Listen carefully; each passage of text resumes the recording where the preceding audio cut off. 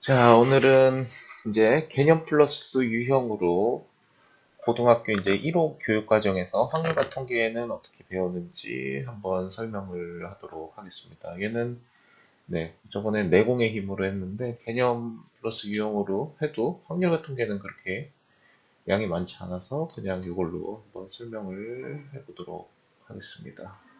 원래 개념 플러스 유형은 비상 교육에서 지금 다 비상에서 만들어진 거죠. 왜냐면 지금 여기 고1 학생들이 이제 내년에 올라가는데 다 비상 교재로 교과서를 쓰기 때문에 한번 이 교재들로 설명을 해보려 합니다.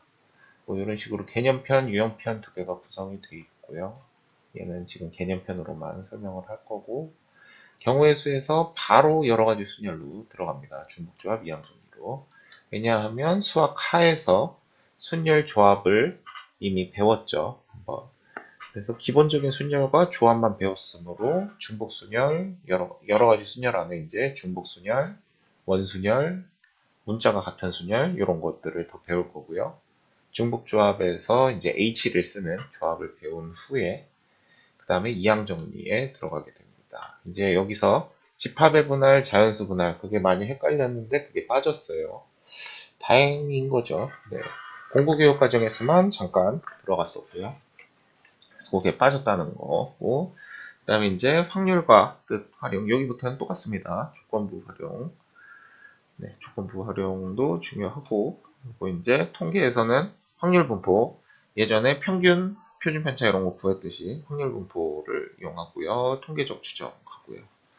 그렇게 이제 배우게 되겠네요. 그래서 경우의 수 파트의 순열과 조합에서는 원순열, 중복순열, 같은 것이 있는 순열. 요거를 배우게 되겠죠. 예전에는 확률과 통계에서 아예 순열부터 여기까지 다 배웠는데 이제 앞부분은 고1 때 살짝 배우니까 여기 이어서 나간다고 생각하시면 되겠습니다. 그래서 이제 원순열은 대상 바꿔서 요것도 나중에 한번 제가 정리를 하겠습니다. 원순열은 안 했네요. 생각해보니까. 원순열의 원일 때, 삼각형일 때, 사각형일 때, 뭐 육각형일 때, 오각형일 때 이런 거 다 해보면 한번 해보면 어렵지 않을 거예요. 이렇게 뭐 기준을 잡아서 푼다 뭐 이런 식으로 정해지겠고요. 뭐 이런 거 잘 정리가 되어 있네요. 색칠하는 것도 원순열 돌아가는 거 생각해서 풀어야 된다는 거고 다각형 이런 거 있죠. 이런 거 예로 몇 개만 연습해보면 원순열은 그렇게 어렵지 않을 거고 중복순열은 이제 파이를 쓰죠. 대문자 파이 n, 파이 r 그래서 이런 거 요거와 중복조합까지 다 배우면 이제 함수의 개수를 네 가지 형태로 나타낼 수 있는데 그거는 한번 설명을 해놨었습니다. 자, 중복순열 배우고요. 요거는 잘 안 와닿죠? 이런 거. 특히 이런 거는 함수로 그려서 A, B, C, D, E 뭐 이렇게 소문자로 쓰고 A, B, C에 대응되는 경우의 수를 쭉쭉쭉 곱의 법칙 이용해서 풀어도 되고요. 이런 것도 마찬가지로 자릿수를 표시해 놓고 맨 앞에는 0이 들어가면 안 되니까 빼고 나머지만 중복 순열 쓰는 걸로 되고 함수 개수에서는 함수의 개수가 파이를 쓰고요. 1대1 함수는 p, 순열을 쓰게 됩니다. 이것도 직접 해보시면 얘가 이래서 이렇게 쓰는구나 라고 아실 수 있겠고 같은 것이 있는 순열은 조합이랑 되게 비슷합니다. 조합이랑 요거 이제 2개짜리면 조합이랑 비슷하고요. 3개 이상이면 그냥 같은 것이 있는 순열로 풀어야겠죠. 그래서 뭐 예를 들어서 요거 만약에 요게 빠져 있고 0111이라고 해보면 얘는 그냥 자연수 전체 요걸로 해봅시다. 요 밑에 걸로 해보면 얘가 그냥 5자리 만약에 배치를 해보면 5팩을 2팩, 3팩으로 나눠줘야 되죠. 근데 그거를 5C나 5C3으로 써도 되겠습니다. 근데 여기서 지금 4자리니까 좀 문제가 다른 거죠. 그래서 뭐 이런 식의 문제들이 있다는 거고 최단거리 할 때도 마찬가지로 중복 같은 것이 있는 순열을 이용해서 화살표로 표시해 보면 돼요. A가 가로, B가 세로로 이동하는 거 표시해서 보시면 되겠고요. 그 다음에 이제 중복조합. 중복조합이 그나마 경우의 수 이런 거 배우는 것 중에 제일 어렵죠. 다 항상 여기 쓰는 거 보시면 칸막이로 설명을 합니다. 그래서 이거 칸막이에 그 같은 것이 있는 순열 이용해서 푸는 거죠. 그게 결국에는 조합에 같은데 1을 빼는 이유는 그 공간을 나눌 때 만약에 세 공간으로 나누면 칸막이가 두 개만 필요하게 되겠죠. 그래서 그거 때문에 1을 뺀다고 생각하시면 되겠습니다. 그리고 4개를 이제 정리해서 나오죠. 그래서 이걸 배우면 뭐 중복조합 여러 가지 수 요거 이렇게 두고 푸는 게 그냥 가장 저는 저렇게 두고 푸는 게 제일 쉽고요. 요거는 1대1 그러니까 P를 써야 되고 얘는 순서가 정해져 있으니까 조합 C를 써야 되고 얘도 순서가 정해져 있지만 중복이 허락되는 등호가 들어갔으니까 중복 조합을 써야 되고 그 다음에 이항 정리는 이항계수 요것도 한번 설명을 했었죠. 뭐 계수 정리를 하면 되고 파스칼 삼각형도 한번 그려보시면서 이 계수들이 어떻게 나가는지 파악을 하면 됩니다. 요 파스칼 삼각형 그리고 더한 게 이거 다음수. 그래서 뭐 대각선끼리 다 더한 게 옆으로 꺾인 값과 같다. 하키스틱 공식이라고도 하죠. 이렇게 하키스틱 패턴. 여기도 그렇게 이제 아예 나오네요. 예전에는 안 나오더니. 네, 이렇게 해서 이항계수, 성질 이런 거를 쭉 배우시면 되겠고 문제가 좀 있네요. 그리고 확률 뜻과 활용, 이제 확률에 들어가죠. 확률도 마찬가지로 경우의 수가 기본이 돼야 되겠죠. 왜냐하면 전체 사건분에 일어난 사건의 경우의 수를 분모분의 분자에 써줘야 되기 때문에 그게 이제 확률이 되겠습니다. 근데 확률이 더 뭔가 재밌어하는 학생들도 있고 그냥 수학 자체를 싫어해서 얘도 싫어하는 학생도 있지만 얘는 그래도 저는 그나마 얘가 일상생활에서 조금 쓰인다고 생각을 해요. 확률이 일상생활 그냥 제가 혼자 계산할 때 같은 그래서 요거 시행사건 이런 걸 배우고요. 이제 배반사건, 여사건 배우는데 이제 배반이랑 독립이랑 이제 나중에 배우면서 둘을 비교하게 되겠죠. 이렇게 배우고 그 다음에 수학적 확률은 이런 식으로 계산하면 되고 통계적 확률은 그냥 간단합니다. 전체분의 그 일어난 경우의 수를 계산해주면 돼요. 요거 500번 던졌더니 275번 500분의 275 쓰시면 되겠고 확률의 기본 성질, 요거 공리라고 하는데 얘네들은 항상 확률은 0부터 1 사이에 있어야 되고 반드시 일어나는 건 1, 일어나지 않는 건 0 이렇게 정해서 그 안에 꼭 일어나야 되는 겁니다. 그래서 수학적 확률은 이제 경우의 수 이용해서 다 구하면서 풀겠죠. 세거나 앞부분에서 배웠던 거 순열 이용할 수도 있고 조합을 이용할 수도 있고 통계적 확률은 그냥 그만큼 횟수분에 하는 거고 그리고 기하학적 확률이 예전에는 나왔지만 이제 특강으로 빠졌죠. 교육과정에서 빠졌다는 소리입니다. 그래서 항상 문제로도 가끔 나오긴 하지만 수능에는 안 나와요. 최근에 교육과정 안에서 출제를 해야 되기 때문에 그래서 이거 뭐 전체 원의 넓이분의 요 원의 넓이 하면은 확률이 나오는데 이제 특강으로 빠졌죠. 한번 뭐 아 이런 게 있었구나 배우시면 되겠고 이거 막그 지각할 확률, 뭐 그런 거, 둘이 만날 확률, 그런 거 하면서 막 그래프 그리면서 풀었는데, 그 문제만 주로 출제가 됐고, 이런 건 이제 출제가 거의 안 된다고 할 수 있습니다. 자, 그래서 이제 덧셈 정리를 배우면서 배반 사건이 같이 나오게 됩니다. 네. 배반 사건이면 교집합이 없죠. 공집합이니까 확률이 0이 되겠습니다. 이런 게 나오고요. 그 다음에 덧셈 정리, 여사건. 6건 1에서 빼주면 되겠죠. 1이 전체라고 했으니까. 이런 식으로 배워주시면 되겠고, 이제 조건부 확률. 조건부 확률도 설명을 했었죠.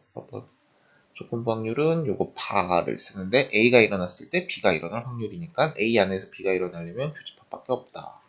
그래서 교집합을 구하기 위해서는 곱셈 정리라고 하는데 요거는 요 A가 분모에 가니까 같이 약분을 해주면 교집합만 나올 거고 B가 분모로 가니까 B를 약분해주면 교집합을 구할 수 있습니다.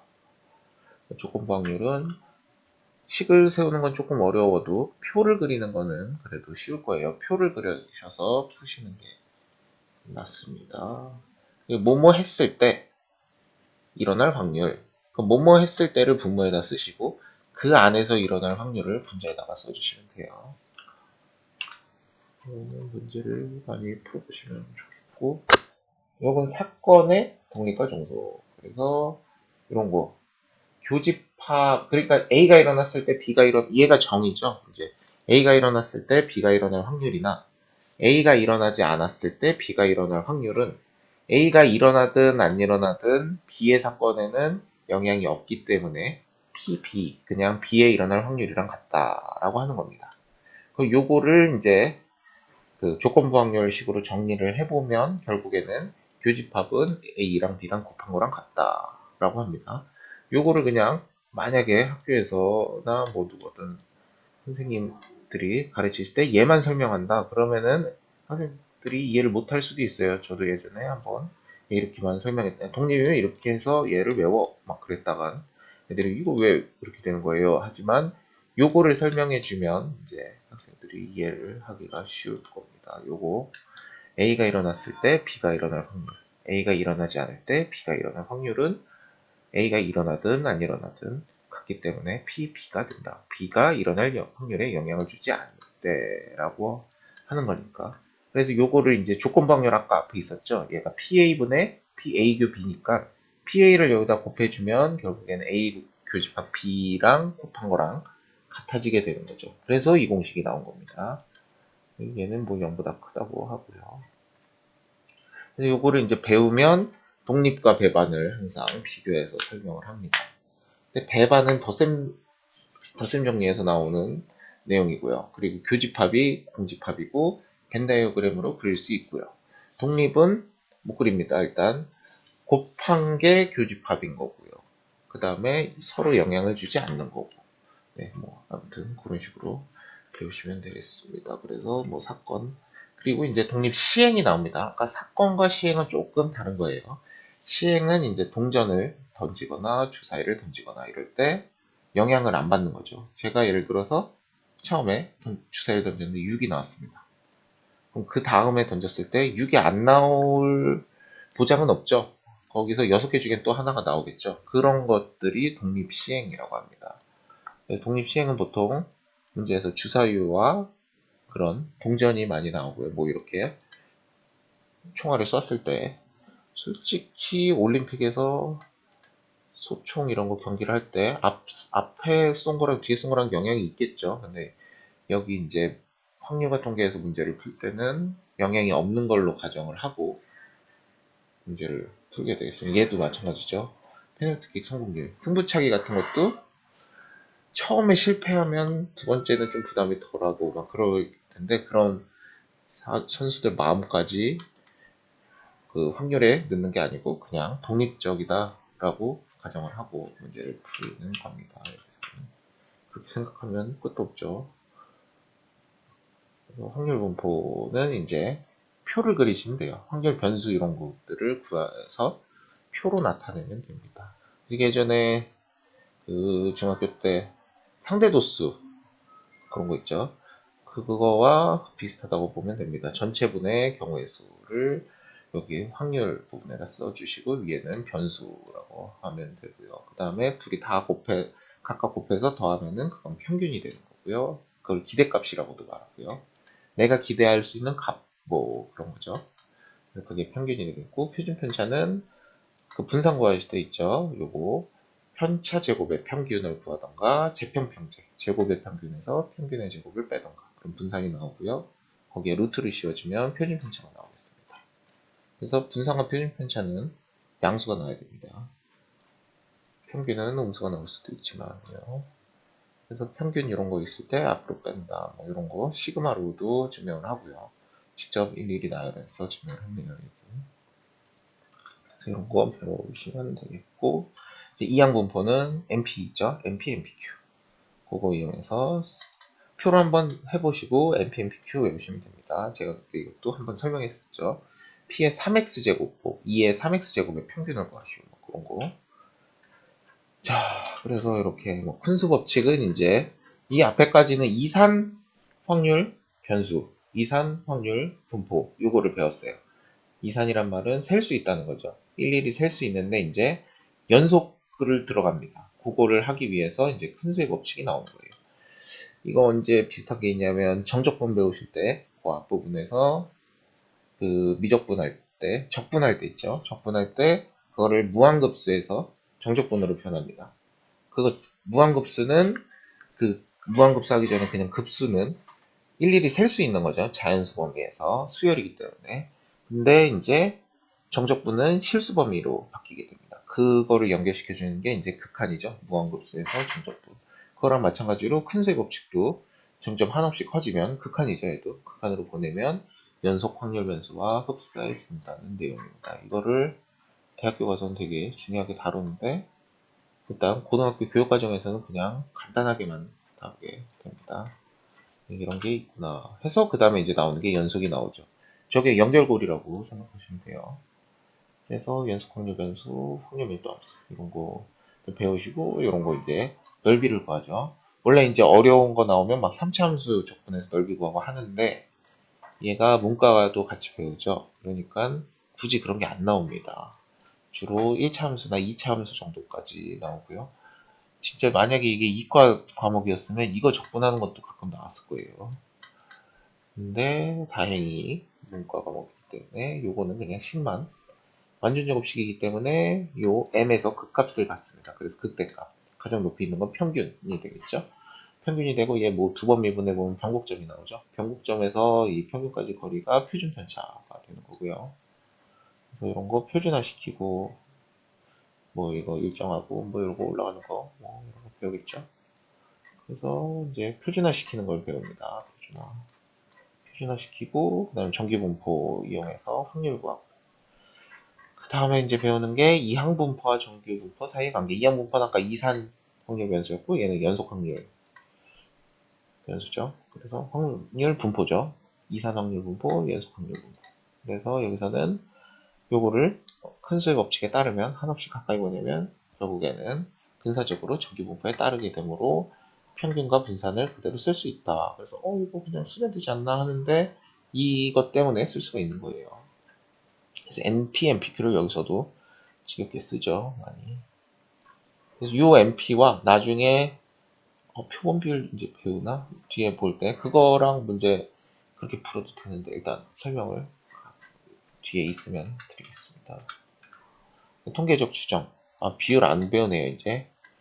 그래서 여기 모집단과 표본 평균, 모평균 추정 요거를 배우게 되는데 모집단이란 거는 일단 여태까지 구했던 전체인데 이게 이제 60억 인구가 될 수도 있고 뭐 아무튼 되게 많으면은 모집단을 전체 구하기가 어렵습니다. 그래서 일부를 뽑아서 100명이든 1000명이든 10,000명이든 뽑아서 표본 조사를 하게 됩니다. 그래서 그걸로 이용해서 모집단도 이 정도 값이 나올 거다 추측을 하는 거죠. 그래서 그런 랜덤 표본을 뽑을 때 골고루 뽑아야겠죠. 이미 추출을 할 때. 그래서 뭐 제비뽑기를 할 수도 있고 뭐 여러 개. 뭐 각 분포에서 일부씩 뽑는다던가 의미 추측은 보건 추측을 의미한다. 뭐 이렇게 나오게 되겠죠. 그래서 모평균과 표본 평균을 구하게 됩니다. 모평균은 원래 평균이고 표본 평균은 그 모집단 안에서 뽑은 표본들의 평균을 구하게 됩니다. 그래서 얘를 읽을 때 이제 어떻게 읽냐면 표본 평균의 평균이라고 읽어야 됩니다. 그냥 x반은 표본 평균인 거고요. 얘가 표본 분산인 거고 얘가 표본 표준 편차입니다. 이거 이제 헷갈리신 게 있어요. 신 분이 있어요. 표본 분산을 이걸로 생각하시는 분이 있어요. 이게 다른 겁니다. 위에 나온 거랑 밑에 나온 거. 주로 얘는 거의 안 나오죠. 이거 n-1 하는 거. 이거는 많이 풀어봤더니 n-1로 해야 표본 분산이랑 가까워진다 해서 n-1을 쓰는 약속을 한 거고요. 여기서 이제 얘를 표본 평균의 평균, 표본 평균의 분산이라고 읽어야 되고 표본 평균의 표준 편차라고 읽어야 합니다. 그거 잘 기억하시고요. 이제 마지막 추정하죠, 추정. 모집단은 이제 모르는 상태에서 표본만 추정한다고 생각하시면 돼요. 그래서 이제 평균이 진짜 오차 범위 안에 들어가는지 안 들어가는지 95% 신뢰 구간 안에 들어가는지 99% 안에 들어가는지를 구하시는 거고 이런 거 곱해서 서로 빼면 신뢰 구간의 길이가 나오게 되겠습니다. 그래서 뭐 이 구간 안에 평균이 들어있는지를 확인하는 겁니다. 99%라고 하면 거의 정확하겠죠. 범위가 넓기 때문에. 그래서 뭐 이런 거 분포표는 항상 있고요. 뭐 이렇게 해서 확률과 통계를 전체적으로 배우게 되겠습니다. 그래서 단원은 대단원으로 이렇게 경우의 수, 확률, 통계 이렇게 나누게 되겠습니다. 3단원이네요. 얘도.